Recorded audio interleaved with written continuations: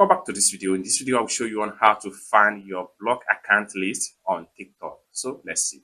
But before we dive into the tutorial, if you find this tutorial useful, remember click on that subscribe, turn on the notification bell for more useful tutorial like this. So with that being said, let's get started.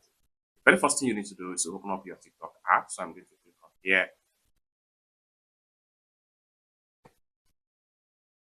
Then the next thing you need to do is to simply click on your profile icon right here. And the next thing you need to do is to click on this three stroke from the top. Next thing you need to do is to click on settings and privacy. Next thing you need to do is to click on privacy.